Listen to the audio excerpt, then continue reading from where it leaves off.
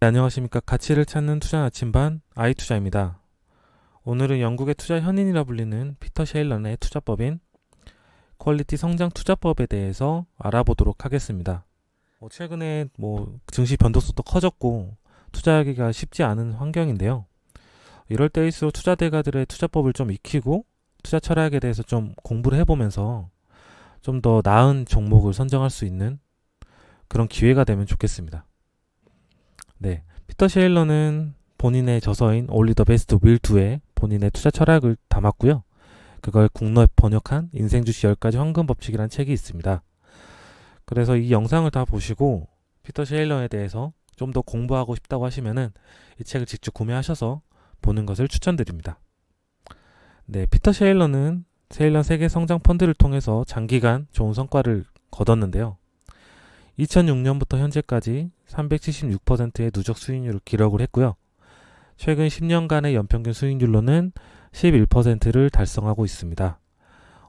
최근 기준 약 3조 원의 운용 금액을 이렇게 가지고 있고 앞으로도 좋은 성과를 낼 수 있을지 지켜보면서 셰일런의 투자 철학에 대해 공부를 해보겠습니다.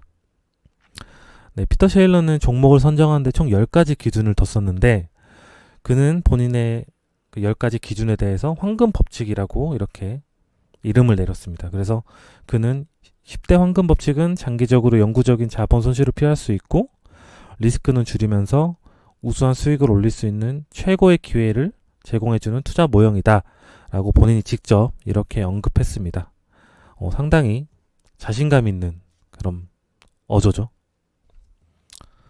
그럼 그 10가지 황금 법칙에 뭐가 있을지 하나하나 확인해 보도록 하겠습니다. 네, 첫 번째 황금 법칙으로는 확장 가능한 사업 모델입니다.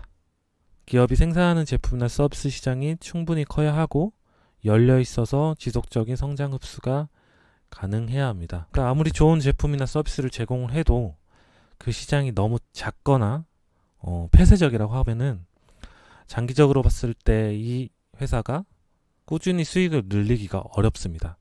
그래서 이 사업 모델이 확장 가능한지 이 확장성에 굉장히 중요한 요건을 이렇게 넣었습니다. 네, 마스터카드라는 이제 세계에서 탑티어 안에 들어가는 카드 회사인데요.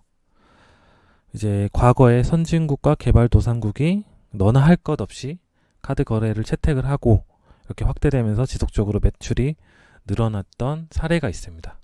네, 이것처럼 좋은 비즈니스도 중요하지만 그 시장이 커가고 있는지 아니면은 너무 폐쇄적이지 않은지 이런 부분들을 체크를 해서 종목을 고를 수 있어야겠습니다. 두 번째 황금 법칙은 소속 산업의 우수한 성장성입니다. 먼저 GDP 성장률을 초과하는 성장률을 기록을 해야 하고 경제 주기 부침에 크게 영향을 받지 않는 산업이 좋습니다. 아무리 좋은 제품을 만든다 하더라도 첫 번째 아까 말씀드렸던 것처럼 시장이 너무 조금 성장한다라고 하면 장기 투자의 매력이 떨어지게 됩니다. 그래서 시간이 지날수록 산업이 같이 성장하는지 보기 위해서는 그 기업이 영위하는 산업이 메가 트렌드에 부합하고 있는지를 포착할 필요가 있겠습니다. 예를 들어서 고령화나 전자결제 확대 같은 시간이 지나면 지날수록 매출 확대가 확정되어 있는 이런 산업들을 찾아야겠습니다. 프랑스 기업인 다소 시스템은 3D 제품 디자인을 만드는 소프트웨어 개발사인데요. 과거에 기업 디지털 전환 수혜를 받으면서 지속적으로 성장을 할 수가 있었습니다. 네, 세 번째 황금 법칙은 지속적인 산업 주도력입니다. 산업 성장성도 중요하지만 그 성장 안에서 높은 파이를 계속 먹을 수 있는 큰 점유율이 필요한데요. 더군다나 자본시장은 승자 독식 시장이기 때문에 산업의 1위나 2위 점유율을 상당히 많이 차지하고 있는 기업들이 산업 파이의 대부분을 가져가게 됩니다. 따라서 승자 독식 시장에서는 높은 점유율이 중요하고요. 그리고 오랜 기간 산업을 주도한 기업이어야 합니다. 앞으로도 지속적으로 산업을 주도하기 위해서는 과거에 꾸준히 높은 점유율을 유지했던 레퍼런스가 굉장히 중요하겠죠. 산업 주도를 가지고 있다는 것은 가격 결정권을 가질 수가 있고 이 가격 결정권으로 인해서 상위권에 있을 수 있는 지위 방어를 꾸준히 하게 됩니다. 경제적 해자를 가지고 있다고 볼 수 있겠죠. 경쟁 우위랑 같은 말이죠. 네, 예를 들어서 에르메스라는 명품 회사는 의류와 자파를 만드는데 가격을 계속 인상했습니다. 노보 노드디스크 요즘 핫하죠. 이 기업은 당뇨병 치료제의 가격을 꾸준히 인상했습니다. 펩시코는 음료와 스낵, 그리고 무디스는 신용평가 계열에서 꾸준히 가격을 인상하면서 장기간 산업을 주도를 하고 있습니다. 네, 황금법칙 네 번째는 지속 가능한 경쟁 우위입니다. 아까 3번에서부터 말했듯이 오랜 기간 상위권을 유지하기 위해서는 가격 결정권을 가지고 있어야 된다고 했습니다. 그 말은 결국 경쟁 우위가 필요하다는 건데, 경쟁 우위는 우수한 제품이나 서비스 혹은 사업 모델을 말합니다. 경쟁 우위는 장기적으로 위치를 유지할 수 있는 무기가 되고요. 다른 기업하고 쉽게 대체가 불가능한 그런 강점이 있어야겠죠. 나이키라는 다들 아시는 기업인데, 이 기업은 이제 운동화 분야에서는 고객들한테 최고로 이렇게 인식이 되어 있습니다. 어떻게 보면은 제품 자체가 엄청 뛰어난다기보다는 나이키가 추구하는 철학이라든지 결국 브랜딩이 아주 잘 되어 있습니다. 그래서 경쟁 후에 어떤 요건들이 있는지도 관심 가지고 지켜보면 좋은 기업을 고를 때 많이 도움이 되리라 생각합니다. 다섯 번째 황금 법칙은 강력한 유기적 성장입니다. 유기적 성장은 올거닉 그로스라고 표현을 하기도 하는데요. 반대말로는 비유기적 성장이 있습니다. 유기적 성장은 기업 본연의 사업으로 창출된 성장을 말합니다. 반대로 비유기적 성장 같은 경우는 인수합병 등 기업의 본연의 사업이 아닌 다른 방법으로 기업을 성장시키는 것을 말하고요. 대표적으로 국내 카카오라는 회사가 있죠. 144개의 계열사를 가지고 있고 최대한 빠르게 이제 성장을 하기 위해서 인수합병을 적극적으로 했던 사례입니다. 최근에는 SM 인수권 관련해가지고 문제가 터져서 좀 이슈가 있죠. 피터 셰일러는 비용 절감이나 금리 하락 등으로 성장하는 것을 그렇게 좋아하진 않았습니다. 유기적 성장을 강조를 했고요. 결국에는 판매 확대나 가격 인상 등 기존 제품의 매출 확대를 통해서 성장하는 것을 좋아했고, 결국에는 유기적 성장으로 매출액 증가율을 매년 10% 이상씩 올린다고 하면은 퀄리티 성장 기업으로 충분하다라고 이렇게 제시를 했습니다. 그래서 내가 가지고 있는 기업이 어떻게 성장을 하는지, 유기적 성장인지 비유기적 성장인지 하는 게 필요하고, 매출액 증가율이 두 자릿수 이상인지 체크를 해봐야겠습니다. 여섯 번째 황금 법칙은 사업 지역 및 고객의 건전한 분산입니다. 상방 가능성 일부를 희생해서 하방 가능성에 더 큰 보호를 하는 전략인데요. 그러니까 투자에서도 분산 투자가 굉장히 중요합니다. 그러니까 기대 수익률을 좀 낮출지라도 혹시 모를 위험에 대해서 방어하는 것은 투자를 상당히 오랫동안 할 수 있는 원동력이 되는데요. 그러니까 사업을 할 때도 잘 될 경우보다는 잘 안 됐을 때 어떻게 할 수 있냐에 좀 더 무게를 둔 투자 전략이라고 할 수 있겠습니다. 그리고 고객 분산은 기업의 협상력을 강화시켜줍니다. 당연한 말이죠. 고객이 한 명일 때보다는 두 곳일 때, 세 곳일 때 좀 더 줄다리기 할 수도 있고 협상력이 강화가 됩니다. 또 고객 데이터 정보량을 늘리는 효과도 있습니다. 그러니까 같은 10만 명의 고객을 확보하고 있다고 하더라도 여러 국가에서 10만 명이냐 혹은 한 국가에서 10만 명이냐에 따라서 얻을 수 있는 정보가 다른데요. 지역이나 문화나 혹은 인종이나 좀 더 다양한 고객층을 확보할 수 있으면 거기서 나온 데이터로 사업을 할 때 새로운 전략을 취할 수 있듯이 고객 데이터도 분산이 되면 좋다.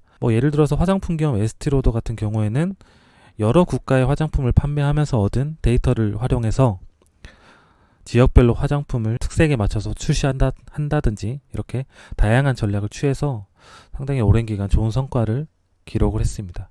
일곱 번째 황금 법칙은 낮은 자본 집약도와 높은 자본 수익률입니다.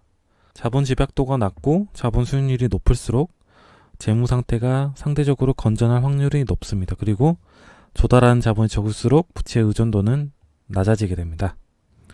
그리고 자본 수익률이 높을수록 복리 성장이 좀 더 유리하다라고 이렇게 피터 셰일러는 이야기했습니다. 낮은 자본 집약도와 높은 자본 수익률은 공식으로 간단하게 구현할 수가 있는데요. 낮은 자본 집약도는 매출액 대비 잉여 현금 흐름이 높고, 높은 자본 수익률은 자기 자본 이익률이나 투하 자본 이익률이 높은 상태를 말합니다. 여덟 번째 황금 법칙은 튼튼한 재무 구조입니다. 이는 장기 투자 전략의 기본인데요. 불필요한 리스크는 극도로 꺼리는 피터 셰일러의 투자 철학이 담겨 있다고 볼 수 있겠습니다. 그래서 튼튼한 재무 구조를 뭘로 확인할 것이냐? 간단하게 현금 흐름 능력 대비 유효부채를 측정함으로써 체크를 할 수가 있는데요. 순부채를 잉여 현금으로 나눠줬을 때 이게 0보다 작거나 0과 가까워야 합니다. 순부채는 이자 발생 부채에서 현금성 자산을 차감한 값입니다. 부채가 현금보다 더 많다고 하면은 잉여 현금으로 얼마나 더 빨리 갚을 수 있는지를 측정하는 값이겠죠. 예를 들어서 이자 발생 부채가 100이 있고 현금성 자산이 50이라고 하면은 순부채는 50이겠죠. 근데 1년마다 잉여 현금 흐름으로 10을 번다고 하면은 이 순부채를 갚기 위해서는 5년이 걸립니다. 잉여 현금 흐름이 만약에 100이라고 했을 때 6개월 만에 갚을 수가 있겠죠. 사실 가장 좋은 방법은 순부채가 없는 건데요. 그러니까 결국에 이자 발생 부채보다 현금성 자산이 크면 자연스럽게 분자 위치가 음수가 되기 때문에 튼튼한 재무구조 공식에 부합하게 됩니다. 그래서 현금성 자산이 많고 잉여 현금 흐름이 높은 기업을 찾아라 라는 것을 이 공식에 포함했다고 볼 수 있겠습니다. 아홉 번째 황금 법칙은 투명한 회계입니다. 투자를 하는 데 있어서 회계가 투명한 것은 굉장히 중요합니다. 네, 투명한 회계 같은 경우는 체크할 수 있는 부분 세 가지가 있는데요. 먼저 쉬운 회계를 해야 된다는 겁니다. 분식회계하는 기업들을 보면은 일반적으로 어렵고 복잡한 회계를 많이 하는데요. 그렇기 때문에 간단하고 쉬운 회계를 하는지를 체크해야겠습니다. 그리고 보고와 조정 후 회계의 차이가 거의 없는 회계가 투명한 회계라고 볼 수 있겠고, 특별 계정이 적을수록 투명한 회계를 한다고 볼 수 있겠습니다. 투명한 회계는 간단하게 공식으로 나타낼 수가 있는데요. 순이익 대비 잉여 현금 흐름이 높을수록 회계의 신뢰도가 높아진다고 어림작을 할 수가 있습니다. 그러니까 순이익에서 실제로 들어오지 않는 금액을 제외하고 들어와야 할 금액을 더하고 여러 가지 조정을 거쳐서 나오는 게 이제 잉여 현금 흐름인데, 순이익과 잉여 현금 흐름이 크게 차이가 나지 않는다면 가운데 낀 계정들이 거의 없다, 회계가 투명해진다 라고 이렇게 판단할 수 있겠습니다. 열 번째 황금 법칙은 우수한 경영진과 기업 지배구조입니다. 사업을 하는 데 있어서 올바른 경영 구조와 의사결정 과정은 본질적으로 매우 중요합니다. 그리고 피터 셰일러는 가족 지배회사를 매력적으로 봤는데요.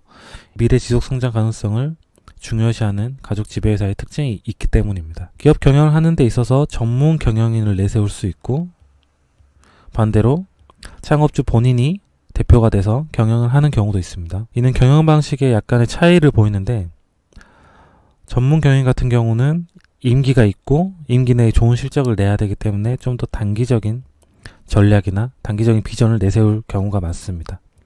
반면 창업주가 대표인 경우는 단기보다는 장기적인 비전을 내세우는데요. 당장 1년, 2년 실적이 중요한 게 아니라 이 사업을 10년, 20년 꾸준히 유지를 해서 좀 더 커지는 회사를 만들어야 되기 때문에 미래 지속 성장 가능성을 중요시하게 됩니다. 또 경영진을 판단하는 데 있어서 정직함이나 경험은 중요한 요소겠죠. 그리고 투자자들이 믿을 수 있는 경영진이면 퀄리티 성장 투자하는 데 있어서 좋은 기업으로 선정될 수가 있겠습니다. 네, 지금까지 10가지 황금 법칙에 대해 알아보았는데요. 피터 셰일러는 퀄리티 성장 투자법에 대해서 추가적으로 팁들을 전했습니다. 퀄리티 성장 투자 기업이란 10가지 기준에 모두 부합해야 합니다. 만약 한 개 조건이라도 부합하지 않는다면 그 기업은 퀄리티 성장 기업으로 판단하기가 이를 수 있습니다. 그래서 10가지 기준에 모두 부합한지 좀 꼼꼼한 평가가 필요하겠습니다. 그리고 피터 셰일러는 10년 이상 보유하라고 이렇게 전달을 했는데요. 까다로운 기준으로 어렵게 구해진 종목인 만큼 장기 보유하면서 투자 수익률을 이렇게 극대화하라고 이렇게 전했는데, 투자 수익은 연평균 이익률에 수렴한다고 말했습니다. 예를 들어서 연평균 20%를 꾸준히 낸다고 하면 내 투자 수익률도 연평균 20%에 가까워진다. 따라서 최초 매수가는 그만큼 덜 중요해진다고 할 수 있겠습니다. 따라서 무엇보다 이 퀄리티 성장 투자법을 하기 위해서는 인내심이 가장 중요한 요소가 되겠습니다. 네, 지금까지 퀄리티 성장 투자법에 대해 알아보았습니다.